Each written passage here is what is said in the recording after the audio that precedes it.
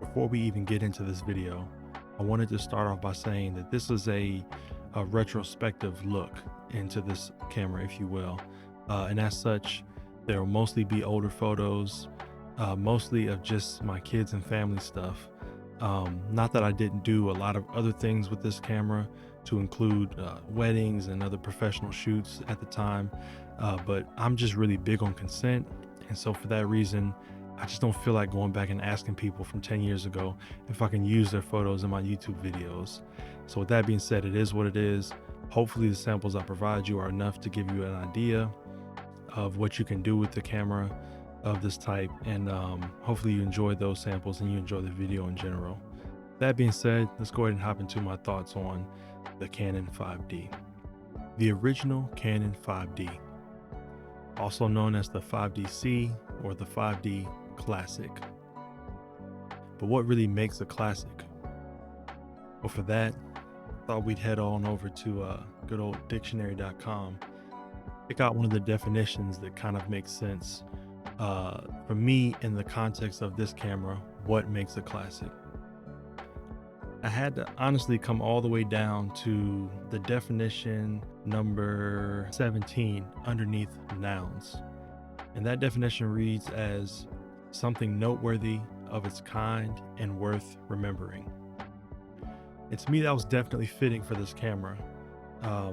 It's definitely a noteworthy camera and definitely worth remembering. So let's get into why.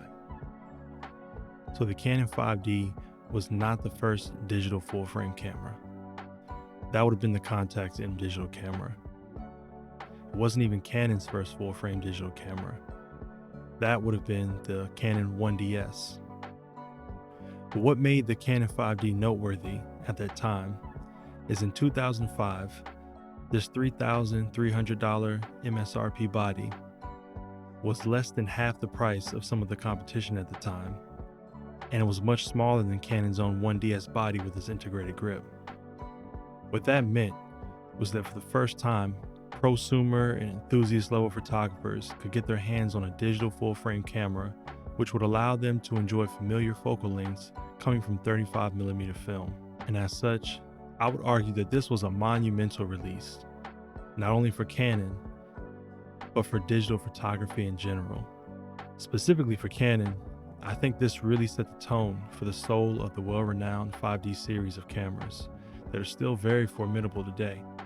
And in that way, the successor to this camera, the 5D Mark II, similarly broke new ground in the video category, another milestone that changed digital imaging and video forever.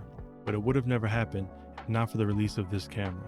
Simply put, the 5D is a pioneer, and in that, I would say that this camera is definitely noteworthy and definitely worth remembering. But more personally, what makes the 5D classic to me? Now, I could start off with something very cliche and I guess a little corny in saying that the 5D holds a special place in my heart. And that would be true. But I'm going to give you some more specific reasons than that, at least as to why this camera will forever remain classic in my eyes. This was my first full frame camera and the first DSLR that I actually enjoyed using. I purchased this camera used in 2012, and I used it alongside my beloved Fujifilm X Pro 1. And despite my love for the X Pro 1 and the fact that the 5D was 7 years older than the X Pro 1 at the time, I ended up selling my X Pro 1 and going all in with Canon. Now, I will caveat this and say that this was before Fujifilm released a slew of firmware updates that improved the autofocus speed of the X Pro 1.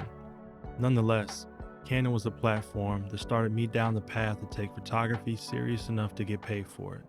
So despite it being older and less megapixels than the 16 megapixels in the X Pro 1, the Canon definitely held its own against the legendary Fuji colors.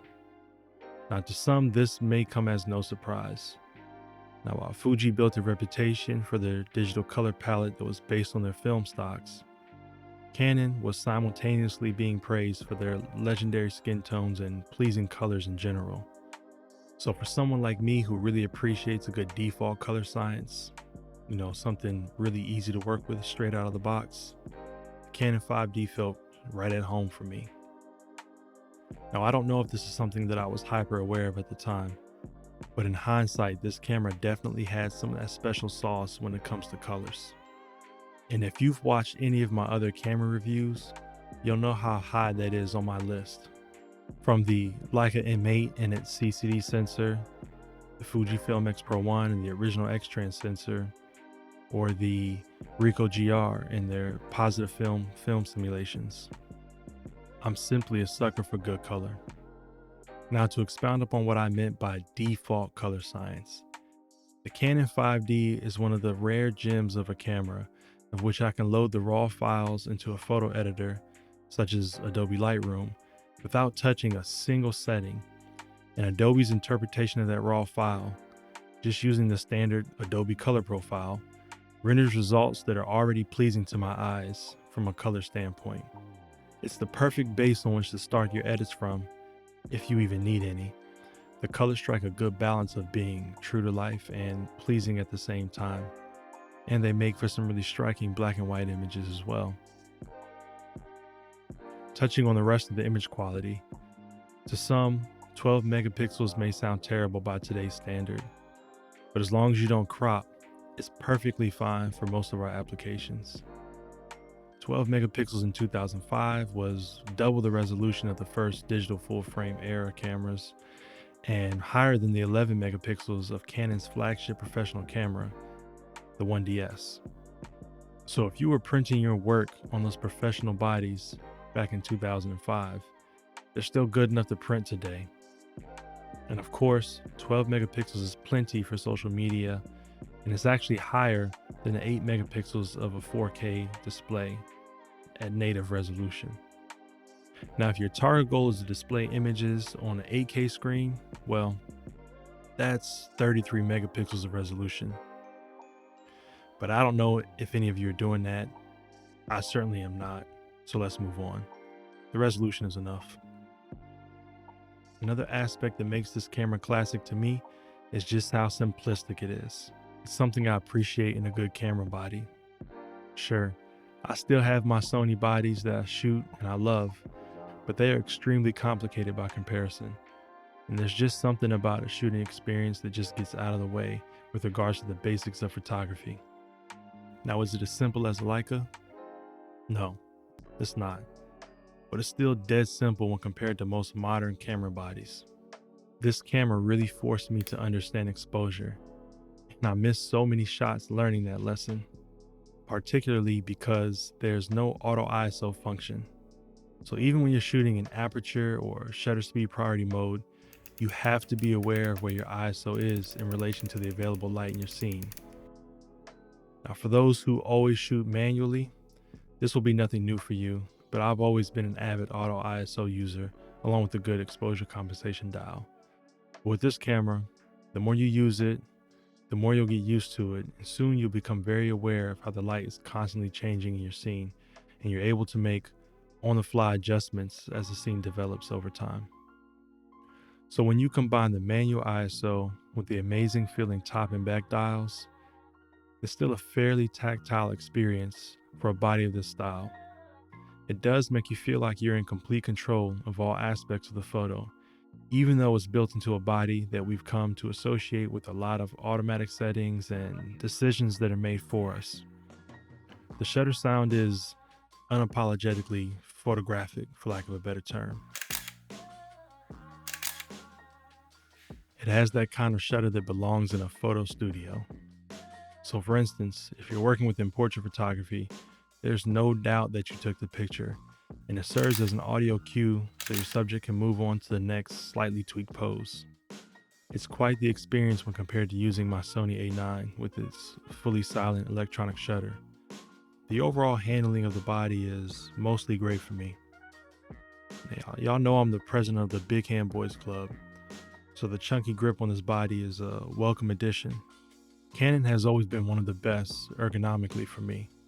All of their buttons seem to fall right where they belong in my mind, and the shutter button is slanted forward on the body, making for a super comfortable shutter release. The dials are all easy to use and reach, and they've always had the best back jog dials. They're clicky, tactile, responsive, but not easy to inadvertently activate. The top LCD is clear and easy to read, and it even has a button to illuminate it in the dark. Now, overall, I think the buttons can feel a little mushy, almost what you'd expect for a weather sealed body, even though this one is not. They aren't that bad after all. Now, all of that is wrapped into a body that's built like a tank, which is a gift and a curse. It can definitely survive a few drops and dings and keep on going, but at the same time, it weighs 2 pounds with no lens even attached to it, just the body alone. But with its shape and the sure grip, the weight is more than manageable. Now, overall, Canon really established the DNA for the 5D series here, which is likely one of, if not the most popular full-frame DSLR series ever. But of course, it's not all roses. There are definitely some quirks that you have to adjust to, and some of that comes from the inherent simplicity that also makes this camera great, a double-edged sword, if you will. Now, I won't get into all of the petty details, but the lack of deep customization leads to situations where changing certain settings can become a little bit difficult or a hassle to remember.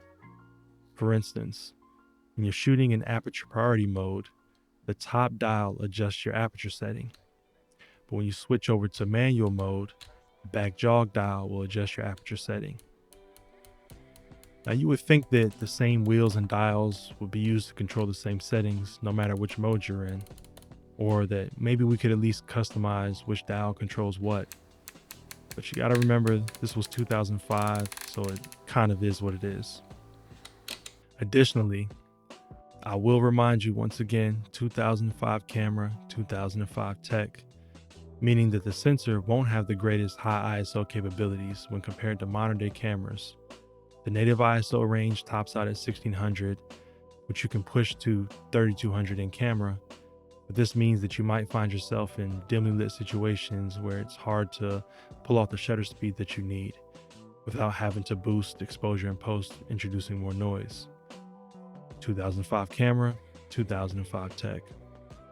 Work within these limitations, and it should help you become a little bit more creative in making sure that you get that shot. Another aspect worth mentioning would be the autofocus of this camera. Now, the autofocus speed is actually pretty decent still. The problem is the autofocus accuracy. Now, this is kind of a toss-up and somewhat luck of the draw when it comes to autofocus accuracy, because it really depends on the pairing of the body you have and the lens that you have, and how well they communicate together, how in sync they are, if you will. Essentially, this was combated in later models with the autofocus micro adjustment feature, which allowed you to adjust plus or minus if your lens was front focusing or back focusing on your particular body. Unfortunately, that feature did not exist in the Canon 5D, so you're kind of stuck with what you get. As an example, my 2012 copy of this body seemed to not have any issues with any of the lenses I owned. Meanwhile, this one, when paired with my 50mm 1.4 lens here, doesn't really seem to hit the target most of the time, and I have to take extra shots for insurance. There's really nothing I can do about that outside of taking it to a camera technician and asking them to calibrate the body and the lens together. Nonetheless, 2005 body, 2005 tech, it is what it is. And overall, I would say that these complaints are kind of minor and really not worth deep diving into for the topic of this video. So the last point that makes this camera classic for me is actually tied to Canon's legendary lens lineup. It's not perfect, but I've always loved Canon glass, and they have a wide variety that they've built over the years into the EF mount.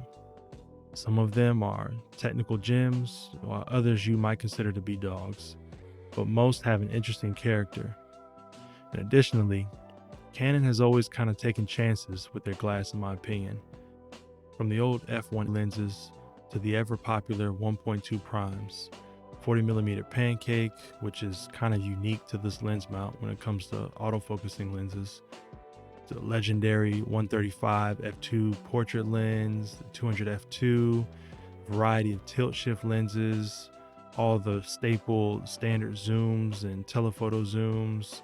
Canon kind of has it all. They do a really good job of mixing in the staple lenses that every lineup should have, along with other lenses that are pretty unique to their mount, especially at the time that this camera was released.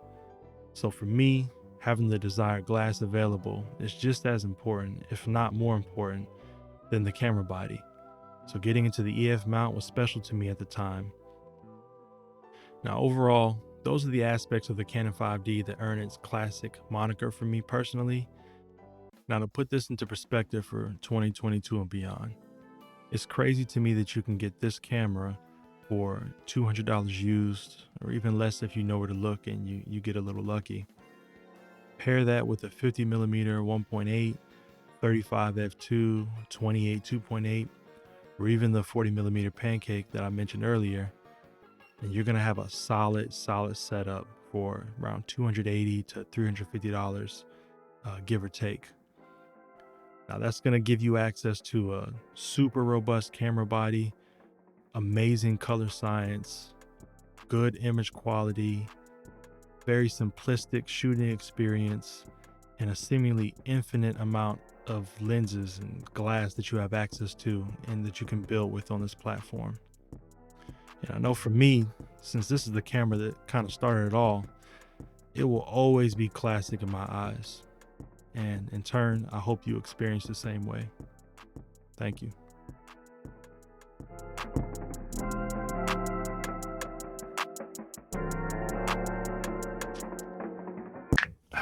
All right, that's going to be good enough. It's going to have to be good enough.